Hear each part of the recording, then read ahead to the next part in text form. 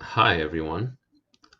I'd like to welcome you to Psychology 377 for this quarter of spring 2020. My name is Kevin Rosales and I'll be your instructor for the remainder of the course. I kind of just want to welcome you first of all and say right off the bat that compared to any other quarter that you might have attended here, this one is very different, has its own challenges, its own benefits, and so on and so forth. But I just want to say that I ask for your utmost patience. This is new for all of the CSUSB community, both for professors and students. Probably the first quarter in all of the CSUSB history to where the whole campus community has had to shift from in-person teaching to an online format. So I do promise, though, that I will do my very best to make sure that your experience is as beneficial as possible, that you enjoy learning the material, and that you find some benefit in what you are learning in this course. To start today's lecture, I want to go over the syllabus.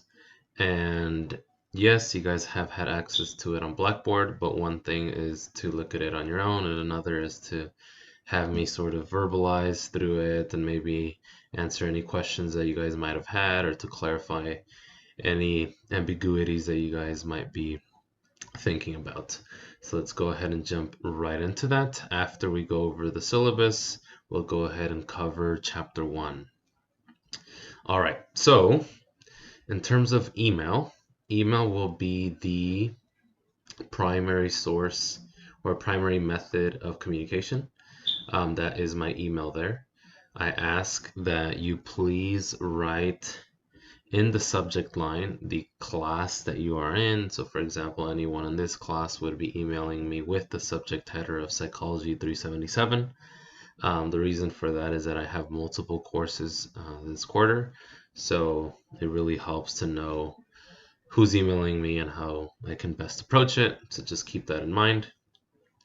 The textbook is required, mainly because for the quizzes and the exams, there will be questions coming straight from the book. So I highly suggest that you rent the book or buy the book as soon as possible. So just keep that in mind. In terms of the course itself, so this course is unique, I believe very useful for many reasons. Not a lot of students are motivated or interested in learning about tests and measures, but the value and the importance of this class, I think, is completely underrated. I feel like this class should be among the first classes that really most psychology students should take, because it really does lay the foundation for understanding how we assess human behavior and understanding how to devise measures that are of quality and then lead us to make interpretations and conclusions that are good. So, of course, as it's detailed here, by the end of the course, I hope that you'll be able to understand the parameters of psychological testing. So what entails a psychological test? What should it assess? What should it not assess? How do you design, validate measures? Number 2, I hope that you'll be able to describe the methodological and statistical frameworks that underlie any given psychological test. In addition to that, it is very important to understand the key issues that are related to tests and measures. There are numerous, if not dozens or hundreds, of faulty tests out there, and it's important to understand why they're faulty and how they're leading to a misrepresentation of the field of psychology. Moving on, it's important to also know the disadvantages and advantages of the different types of tests that we'll be talking about, knowing when to use one versus another, knowing what are the strengths of one test within one context versus another context, and so on and so forth. Lastly, but of course not least, to understand how tests and measures inform the real world. So how does what you learn in this class impact your ability to make a change out in the real world? How can you consult practices? How can you consult organizations with the knowledge that you will be learning in this course? So all of these taken together are the goal for you guys, are the goals for you guys. So moving along, the lectures, as you know, are pre-recorded audio recordings, as the one that you are listening to now, of the lectures. Of course, these are uploaded to YouTube and you can have access to them at any time that is needed. I decided to go with YouTube because this avoids the many complications that Zoom is currently having. Just to name a few are things like unstable internet connections, people hacking into teaching environments, people not being able to navigate through the software, just being able to connect to a Zoom lecture. There's just many technological issues that have came about that have made the Zoom environment less than ideal. So I thought I'd try to avoid most, if not all, of these problems by pre-recording my lectures, so therefore we don't have to meet live at any given point, and you always have access to the lectures themselves. So I think there are good advantages to opting this way, but this is not to say that this method will not have any complications or disadvantages. That's something that we'll just see as we go. All right, so just bear with me. Moving on to the meat of the course, the course requirements. There are 4 total, starting with the first one, which are the quizzes. There will be 4 total quizzes. Each quiz will be worth 25 points. The quizzes will be based on the PowerPoints and the book that we cover. The quiz dates are listed in this document below, so just make sure that you're aware of when the quizzes will be taking place. Quizzes will be multiple choice and true or false only. I will post the quiz on Blackboard, so you will be taking the quizzes via Blackboard. So you'll get an email, an announcement in regards to when the quiz is ready to go. Very important though, some reminders here. The quizzes will be timed, so you don't have infinite time to complete the quizzes. Once you have started the quiz, you have to finish it in one sitting. That is, you are not allowed to open the quiz tab and then close it, okay, and then come back to it later.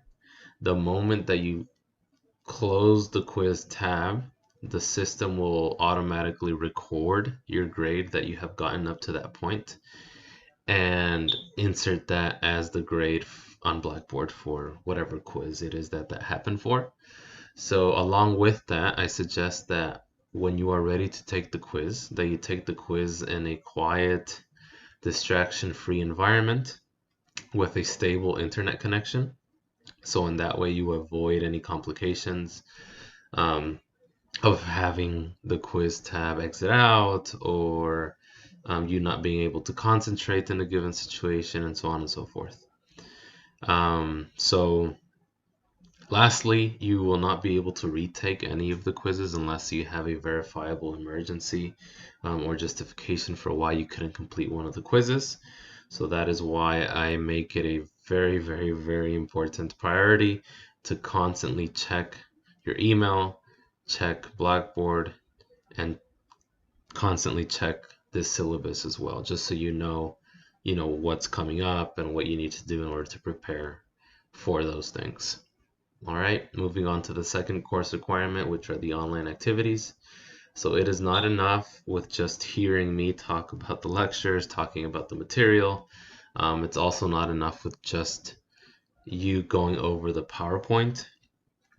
In addition, to further support your learning, to make your learning a bit more engaging, so that you interact with the material in a different way, I've created these online activities, which will be simple, questions that I may pose to you, and you simply provide some responses. I may ask you to generate examples of some of the content. I may ask you to maybe share a personal experience in which you might be able to relate to the material, and so on and so forth. Very important, from the moment that I post an online activity, you have 48 hours to complete the online activity. At the end of the 48 hours, the link to the online activity will expire and you will no longer be able to upload your online activity. So just make sure that, once again, you know when these things will be posted. You will know once I send an email out saying, hey, we have an activity. You have 48 hours to complete it. You move on, complete it, and you're done. So just continuously be checking your email. The third course requirement are the discussion board posts. So for these, you will be required to respond to 5 discussion posts that I will create throughout the quarter. These are slightly different than the online activities, mainly in terms of the depth of responding that is expected from you. So it is not enough with me posing a question to you and you simply saying yes or no, or yes, I agree with that, or no, I don't agree with that. These discussion posts require that you respond more elaborately to a deeper level, that you include the material that you've been learning about, that you're able to tie in concepts from the lecture, from the textbook to answer. So one sentence or 2-word answers will not be enough. In order to get full points for these discussion board posts, you have to demonstrate that you were thoughtful and elaborate and that you went above and beyond a 1 or 2-word answer. And lastly, the final exam. So the final exam will contain multiple choice and true or false. It will be cumulative, meaning that it will have questions from every chapter that we talk about throughout the quarter. At this point, I know some people freak out. I just have to say, please do not. I ensure that you guys know what will be on the final exam, meaning that I will have a pre-recorded audio lecture in which I go chapter by chapter telling you exactly what you need to know. So in that way, I cut out a ton of your studying and you're able to focus exactly on what you need to know. So please don't worry about the exam being cumulative, because I make it easy for you guys to be able to study for it and get good grades. All right, and this exam will also be posted on Blackboard on the date that is provided below. All right, so with these 4 course assignments together, the class is worth a total of 400 points possible, with the grade cutoffs provided there. So please make sure that you're consistently checking where you stand at any given point throughout the quarter, and that nothing comes of surprise to you. All right, and of course, like in any other syllabus, just know that plagiarism and cheating will not be tolerated. Just don't do it. Most of you guys are at a level in your college careers to where you know that it's just something that you should avoid and you should not do, both for the academic integrity of yourself and the academic integrity of others around you. All right. Support for students with disabilities. So if any of you might benefit or need extra accommodations for whatever it may be, please be sure to contact this number here. And they will be sure to provide you with the help that you need. All right, the remainder of the syllabus are the dates, okay, that are attached to the content that we'll be looking at. So just by looking at this class schedule, today we'll be covering chapter 1. Your job is to just simply follow the link on Blackboard to the chapter 1 lecture and open up the chapter 1 PowerPoint that will be posted as well, so you guys can sort of follow along. Each class day will be a separate chapter. So meaning that there will not be a week in which we cover more than 2 chapters, or less than 2 chapters. It'll always be a chapter per class. So just keep that in mind. Very important, in the schedule, the dates for the quizzes are listed. So just for example, quiz number 1 will be taking place April 23rd. This first quiz will be on chapters 1 through 4. Okay, my quizzes tend to be anywhere in between 15 to 20 questions, so not terribly long. And that will be the case for every single quiz. So just make sure you're keeping up to date with when the quizzes will be taking place and studying ahead of that to make sure that you get the grade that you want to get. All right. So the online final exam will be happening June 9th. Okay. So just keep that in mind, write that in your calendar or agenda, just to make sure that you do not miss out. All right, so at this point, I am done going over the syllabus. If you still have any questions related to the syllabus, please do not hesitate to just shoot me an email and say, hey, I'm still unsure about this, or I'm not so clear on this other thing. Please just go ahead and email me. All right, at this point, I will go ahead and start lecturing on chapter 1. Well, not start. We'll start and finish chapter 1. All right. All right. So first of all, welcome. As I said before, a lot of the content that we'll be going over today is very introductory. My lecture for this chapter is not long at all. So compared to other future lectures, this one will be one of the shorter ones. But in general, I kind of just want to talk a little bit about my teaching philosophy. I am one of the instructors who believes that less is more, meaning that my lectures overall tend to be shorter than maybe most other faculty, because I believe that by covering less but going deeper into those topics really does enhance your learning compared to 80 slides of content. And by the end of the lecture, maybe you'll only remember 30% of that. To me, that is a waste of knowledge, a waste of your time, a waste of my time. The point is for you guys to learn as much as possible in the most effective way as possible. This philosophy comes from the field that I am involved in. So I am a 4th-year PhD student at Claremont Graduate University, otherwise known as CGU. I am in the applied cognitive psychology program. A lot of my research focuses on working memory, attention, intelligence, and the measurement of all of these cognitive abilities. I also am interested in understanding how things like working memory and attention predict real-world outcomes like academic achievement, sports performance, job performance, and so on and so forth. One particular interest of mine is related to the measurement of these abilities, which is why I am here today, because I do find a true passion in learning about how we can do a better job of measuring variables and constructs in psychology, which is why I am a huge believer in this course. I think that this course will make you a much more competent student and will help you understand the field at a much deeper level compared to those who don't have the opportunity to take the course. So I'm truly excited to get started on the material and be able to sort of share this passion with you guys. All right, so let's go ahead and jump right into it. So why measurement? Why should we care at all about measuring things?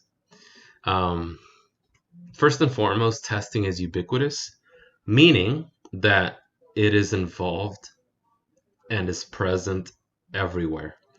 From the moment that you enter kindergarten, to the moment that you graduate college, to the moment that you attend a doctor's visit once you're 80 years of age, we are always being tested on any given dimension, whether it's a physical attribute like your weight or your height, okay, or your blood pressure, to our mental abilities like your memory, attention, verbal processing, abilities, spatial processing abilities, and so on and so forth. The point is that measurement exists and it exists everywhere. So being able to understand how behavioral researchers like ourselves get an idea of what these measurements are like or what these variables are like is incredibly important. Second, we've taken many of them. So we've taken many tests, starting from the SAT to maybe the MCAT that some of you might be taking, or the GRE, which some of you might be taking, or any sort of clinical licensing um, exam that most of you or some of you might be taking.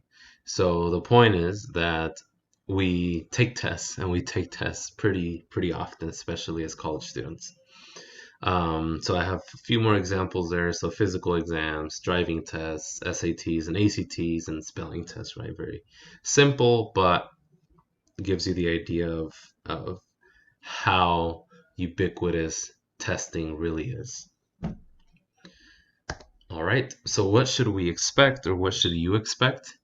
So in this course, I hope that you gain a greater understanding of how tests and other assessments are developed. What is the process by which the creators of the SAT engage in to be able to create the SAT, and not just create it, but make it a good test? Furthermore, I hope that you understand the psychometric properties of various assessments, meaning things like reliability and validity. So how reliable are IQ tests, how valid are IQ tests, and so on and so forth. Okay, it's just an example. Moving along, understanding how tests are used. So it is the case that some tests are not used the way that they're supposed to be used. That leads to that last bullet point there. Understanding how issues are related to testing, or the issues associated with testing. So many of these topics will be addressed, and hopefully you'll become or come to appreciate the value of this course even more as soon as you realize how relevant it really is to the field, and maybe to even your own personal lives. All right, so let's go ahead and start off with just a sort of quick history of testing. Um, many years ago, Charles Darwin, as we all know, in his book, The Origin of Species, noted one, that individuals varied on many characteristics, they varied on many abilities, and so on and so forth. The fact that he was able to point out that human traits differed, that in and of itself was really a huge contribution to science in general.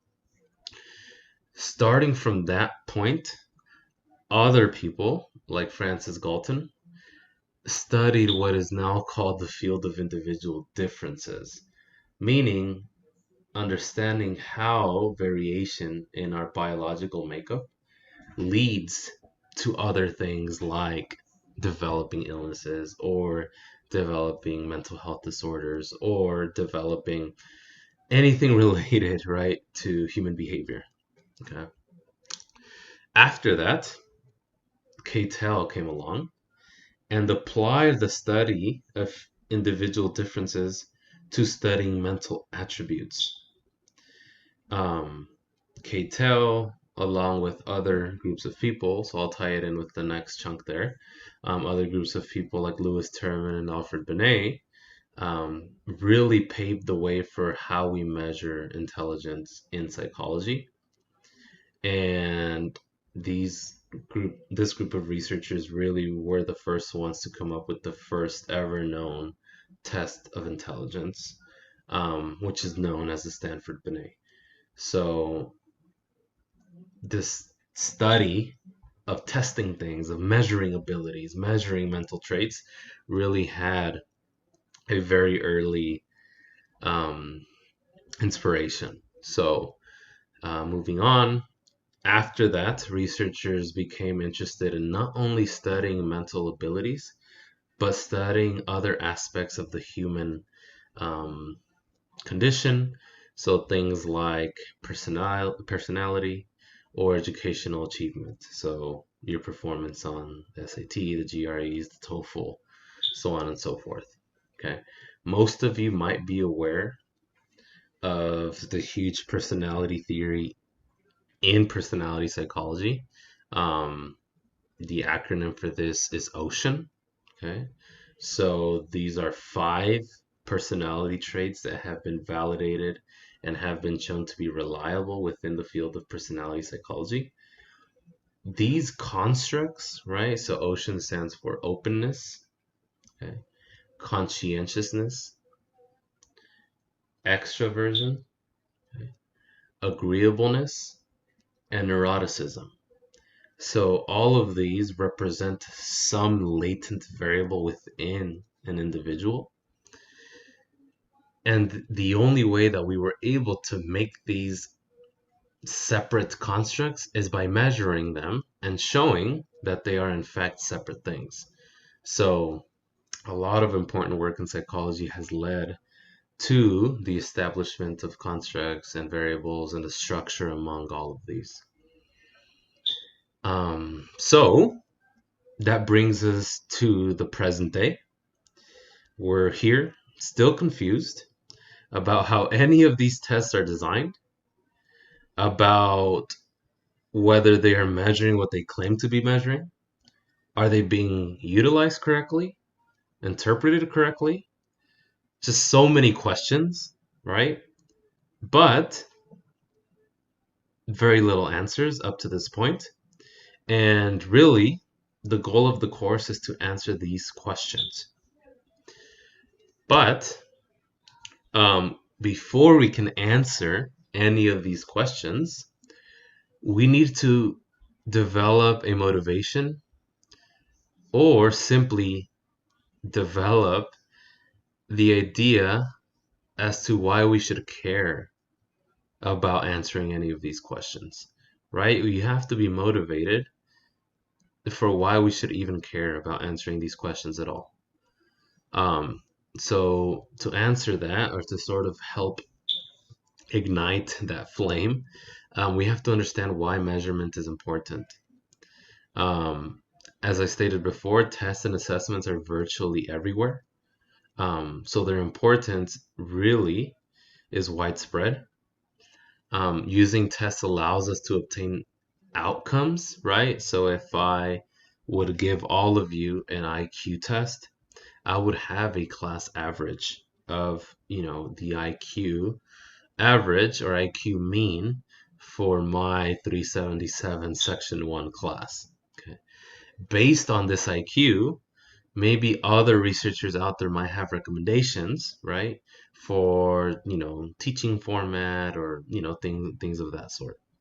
Um, so tests allow us to obtain results, and we use those results to make important practical recommendations. So being able to tell a clinician, hey, based on this measure, maybe this diagnosis is the most correct. Based on this other measure, this is the best treatment for this individual, and so on and so forth. So measurement starts at a very theoretical level, but quickly escalates to become practically important. So just to bring all of this into scope with one example, um, this pandemic that we're all living through at this present moment has many faces to it, many challenges to it. And one challenge in specific is that researchers are still having a hard time diagnosing or identifying the symptoms associated with COVID-19. It felt like the list of symptoms changed every single day, that what we knew today at 8 in the morning would no longer be the same in terms of what we would learn about the disease tomorrow at 9 a.m. in the morning. So on the daily, information related to the COVID-19 virus will change. So this example highlights the importance of measurement. Really, at the end of the day, one of the root problems in being able to stop this virus is that we simply don't know how to measure it accurately. There were a ton of false positives, false negatives associated with diagnosing people with the virus, meaning for a false positive, that somebody walked in, was tested for COVID-19, tested positive, but in reality, the person did not possess COVID-19. That's an error, right? As well as false negatives, meaning that people would walk in to get tested, they would test negative, thus showing that they didn't have the virus, but in reality, they would walk away from that testing center with actually having the virus. So in reality, the measurement of the symptomology of this virus was or is to this point still shaky. So measurement is incredibly important. If we were able to 100% measure um, or diagnose this virus, we would be able to more accurately and more quickly come up with treatments to be able to tackle this pandemic. So this is just one example of how measurement is incredibly important and how it really makes or breaks how society moves forward and recovers from situations like these. All right. So what do we test? So as behavioral scientists, what is it that we assess? Okay. We assess things like personality, cognition, right? Potential to succeed, achievement, so on and so forth. Here on the right hand of the screen, I have a table that comes straight from the book that talks about different types of tests and what they measure. Okay. So I'm going to go over just a few. For example, aptitude. What does it measure? The potential to succeed. And what are some examples of aptitude tests? Okay, so things like the Scholastic Aptitude Scale, the Wilson Driver Selection Test, the Evaluation Aptitude Test, and so on and so forth. Let's move down to the bottom here. So vocational or career tests. What do they measure? They measure job-related interests. So some examples of these things are the Rothwell-Miller interest blank, the pre-vocational assessment screen, the career interest inventory. These are very relevant, especially to college students as they're exiting college, mainly because they want to know, one, what can I do with my major? Two, do I fit within a certain job context? And three, am I suited to be able to carry out the job tasks needed for a particular job? Let's do one more. Let's do ability or intelligence. So what do these measure? They measure skill or competence. Okay. So one or more of these I've used before. So I've used the first one there, the Wechsler Intelligence Scale for Children. Okay. And I've used the third one there, the Cognitive Abilities Test. So other ones like School Readiness Test, the Stanford Binet, as I mentioned before, all of these try to measure the level of one's cognitive abilities at any given time point. Okay. So these are just a few examples of types of tests that exist out there, what they measure, and examples of these. All right. So what is the purpose of testing? I know that there is a stigma out there, both among academics and lay people equally, in terms of the use of tests and whether we should be testing. Okay. Even though there is this great controversy, in any controversy there is always validity to arguing for one side and validity to arguing for the other side. For the purposes of this class, of course, we're going to be arguing for the validity of why tests are important for assessing human behavior. Okay. But we will also talk about the other side of the coin, which is what are the issues associated with the way that we're carrying out this goal. Okay, so we'll talk about both sides of the coin. But starting here with what is the purpose? Why are these tests useful? The first one is for selection. So it is important to know, for example, for an employer to know whether a potential job candidate is the best suited job candidate for the task, right? Sometimes employers just want to know, can this person do the job, right?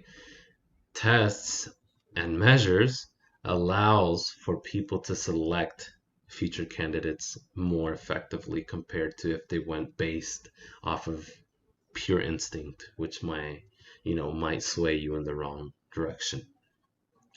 The second reason is for placement. So it's to determine where individuals belong. So for example, when I was a freshman or an incoming freshman, I've always been terrible at math. So when I took the placement test, I placed into the lowest math possible. Okay. At that point, I attended a summer program designed to sort of remediate my sucky math abilities. And I'm glad that I was able to overcome, right, the knowledge that I had not built over time. So placement, at least in these contexts, is important because it matches the person or the ability to the context. All right, moving on. So for diagnosis, this may be very relevant for those of you who want to go into clinical oriented settings. So if any given patient or client comes in, your job, right, is to measure the symptoms, to measure the troubles that any given person is having, and then be able to diagnose that person with whatever you may think is what they possess at that point. Okay. Diagnosis drives treatment. So if we're measuring things incorrectly, that may really determine how a person is treated or not treated, or whether they are treated correctly or incorrectly. So I have a personal example here. I have a younger female cousin. She is only 8 years of age at this point. She was having trouble learning in school. For some reason, her reading scores and her writing scores were especially low. She was fine with the math. She was fine with the art. She was fine with PE. She was fine with any other subject area. But when it came to reading and writing, there was just something really going on there because her scores were well below where she should be or should have been for her grade. So my aunt took her to the medical doctor, to her own physician. The physician tested her for different abilities, tested her for different maybe potential physical illnesses, so on and so forth. But it absolutely blew my mind that the doctor thought it was okay to prescribe Adderall, okay, which is an ADHD medication, to my cousin based on 10 minutes of observation. So she saw that my cousin was inattentive. She saw that she was sort of moving around, doing different things. And worst of all, she used a self-report measure of ADHD and unethically suggested to my aunt by saying things, well, didn't you notice that she did this and this? Oh, wow, didn't you see that she also did this and this? while my aunt was taking the survey. Incredibly incorrect and unethical to do that, because she is suggesting, right, how my aunt should have been responding. And even beyond that, the problem is that you can't put somebody on medication based on very limited measurements. And most importantly, highly subjective measurements, right? Because observation is subjective, right? It depends on the perception of the person, as well as a subjective survey, right? That also is subjective and very prone to error. So the way that she was diagnosed with ADHD was incorrect. And so I told my aunt to take her to a separate professional, different professional. Through the district, she got assessed by a school psychologist. And it turned out that my cousin did not have ADHD. Rather, what she had was a specific learning disability. And the specific learning disability was, in fact, in reading. My cousin had what is called a phonological processing deficit, meaning that she had a hard time processing sounds, and in particular, very small chunks of sounds. So when she would hear people speak, she would miss some of those sounds, and therefore, when it was time for her to read or to write, she would only write or read what she heard. So she would only hear chunks of words, and that led her to do poorly in reading and do poorly in writing. So this is just an example to highlight the importance of having appropriate measures to diagnose, in this case, kids, to where if she would have gotten on medications, there would have been very severe negative side effects associated with that were not even needed in the first place. So this is just sort of a personal example to put that into perspective. All right, moving on with the fourth purpose, that is of hypothesis testing. So the purpose of measures is to be able to test whether there are changes in variables, right? So in the research that I do, we assess people's levels of working memory. Okay. I've assessed people's levels of working memory before a training intervention and after a training intervention, meaning that we have different populations engaged in what's called computerized cognitive training. These training programs are designed to improve working memory. So we measure working memory before the training, after the training, and we decide or determine whether the training programs are in fact effective. And we determine this by seeing changes in working memory from pre to post. Hopefully, we see improvements in working memory from pre to post. Okay. So just one example of that. And lastly, a very important purpose is for classification. So to determine or to identify how individuals fit within a certain category. So maybe some of you are psychology / human development majors. Maybe some of you are pure psychology, and you might be thinking about, okay, well, what can I do with this major, and how well do I fit within the job that I'm looking into, right? Classification tests allow for you to know that. All right. So moving forward with some other important related topics here. So the first one is that, or it's important to know, that some traits, characteristics, abilities, whatever the case is, lend themselves to better measurement compared to others, meaning that we can measure some things just much better than we can other things. For example, working memory, we do a pretty good job of measuring this compared to something like creativity. Creativity is something that's just much harder to measure. So this first bullet point here is just to make the point that we are better or more accurate at measuring some psychological constructs compared to other psychological constructs. So just keep that in mind. Number two, and I really abide by this one. I think it's incredibly important for many reasons that I'll talk about in future lectures. But our understanding of behavior is only as good as the tools we use to measure it. The interpretations that are made, in the discussion sections of articles, in the implications sections of peer-reviewed articles, those implications are based only on the quality of how well you measured the variables in any of those given studies, right? So you can only conclude what you measured. And if you're measuring weakly, right, or in a weak fashion, or not doing a good job of measuring those variables, then you will have weak implications. However, if you are measuring strongly, okay, you are capturing the constructs that you're interested in capturing, then you'll be able to make strong implications and strong recommendations.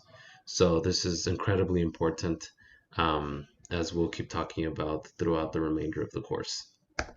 All right.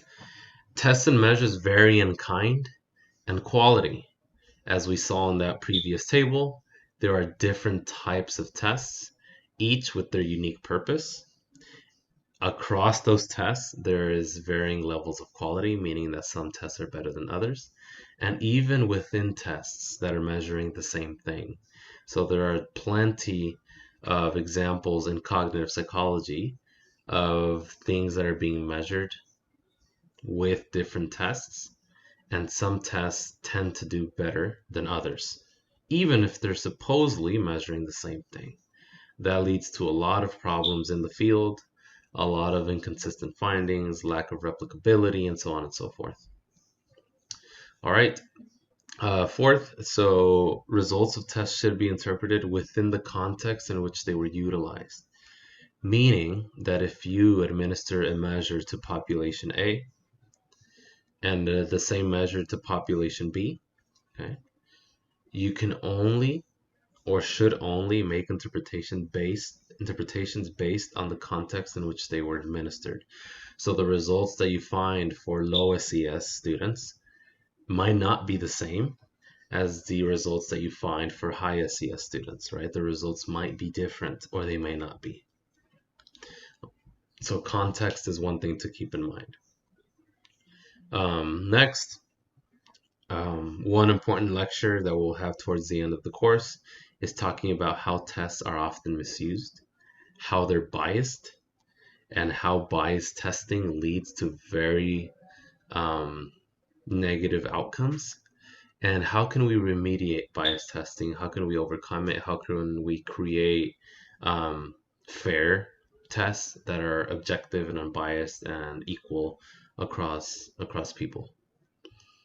All right, and the last one, tests distinguish between individuals, meaning that we are able to give a test, right? Let's say if a scholastic achievement test range from 1 to 100, we will find individuals on basically every sector of that range. So we might have people that test within the 1 to 25 range, the 45 to 65 range, and the 85 to 100 range of that test, right? We're able to distinguish between individuals on any given test. And in short, what this means is that there's always variability, okay, that is produced by these tests. So it's just one thing to keep in mind. All right, so how are tests created? This is a very linear process here that I've depicted. This comes from your book. So you can just go through the various steps. I'll kind of just quickly sift through these. So we start at step one, which is the idea. What are you interested in measuring? Why? Okay. You're moving on through different development of items, different ideas, different questions that you may be asking, different indices of that measure. Okay, then continuing to move on forward. So you establish the reliability and validity of things. You look at how, your measure is related to other measures, how it's different to other measures, and so on and so forth. And finally, ending at step 12, which is the completion of the test. Now that you've validated the measurement, now it is ready to be administered to non-experimental populations. Maybe it's a military test that has undergone years of validation, and now it's ready to be deployed to incoming subjects, and so on and so forth. All right, so this is just a general process of how test creation occurs. And just to sort of end today's lecture with a very broad scope of things, why am I here? Right? Sounds like a incredibly daunting existential question, but we'll sort of limit the existentialism to why are you here in this course? Number one, this class will equip you with a very important tool that is not only useful for this course, but for any course really beyond that, and even above and beyond that, to your future professional careers. Simply knowing about how things are measured and what makes a good measurement versus what makes a bad measurement can have incredibly important implications for consulting, different areas of society. Number two, it makes you stand out academically. So this is actually the course that I wish I would have taken and that I did not take. So just to say a little bit more about myself here, I too was a coyote, just like you were or are. I graduated in 2016, and I graduated with a dual bachelor's of psychology and human development. And the one course that I wish I would have taken now that I am in grad school is this one, test and measures class, because a lot of the research that I will be going into deals directly with how to measure cognitive abilities adequately, and how does measuring these abilities lead to other important implications to the real world. So as I, progressed through my academic career at Cal State San Bernardino, I was not directly aware at that moment that that class would have been important to me. It wasn't until later that I moved on to graduate school that I realized how important this course actually is and how much I could have benefited from it at the time. So for those of you who are in this course just because there was nothing else to take, the benefits and the fruits of taking this course will come later, and I'm sure that you will be very thankful that you took this course now. Moving on, so it increases your empirical literacy, meaning that it just makes you a better consumer of research. So we are bombarded with the research articles throughout our academic career here at Cal State. Knowing about measurement, knowing about reliability, knowing about validity really sets you up to be a critical consumer of research. Being able to critically think about, hey, you know what, this measure maybe shouldn't have been used in this study or for these people. Instead, they probably should have used this. Or saying, you know what, this is a good measure, it's reliable, it's valid. I believe that the study made the right choice in selecting this measurement, or whatever the case is. Simply stating here that you will think about research articles to a much deeper level compared to before. Number four, it prepares you for graduate school. So being able to know about measurement really does prepare you for how to think at a more complex and deeper level later on. So as a personal example, I can say that if I would have taken this class before, it really would have set me up for even more success in graduate school, because I would have been already familiar with measurement concepts, which is relevant for any area of psychology that you go into, not just cognition. You need to be able to measure personality correctly, be able to measure different traits related to somebody's clinical diagnosis correctly, being able to measure job performance and job efficacy for those of you in the IO world, so on and so forth. So measurement is not something unique to cognition, but unique to any or relevant to any other area of psychology as well. And lastly, it's just a personal achievement, right? You've sort of went above and beyond. Maybe you took your statistics, you took your 311, right? You took your 210, and choosing to take this course is really a huge pat on the back, because you are equipping yourself with a tool that is vital and that will make you stand out from the crowd. So just for being here and sticking through it, you should really be um, proud of making that decision. All right, so with this, I would like to end chapter 1 here and this first lecture. We will be moving on to chapter 2 on Tuesday. So just make sure that you're staying on top of the lectures, that you're consistently engaging with the textbook, asking questions, emailing me questions, and so on and so forth. All right. So thank you guys for your attention, and I look forward to our next lecture. All right. Take care, and if once again you have any questions at all, please let me know.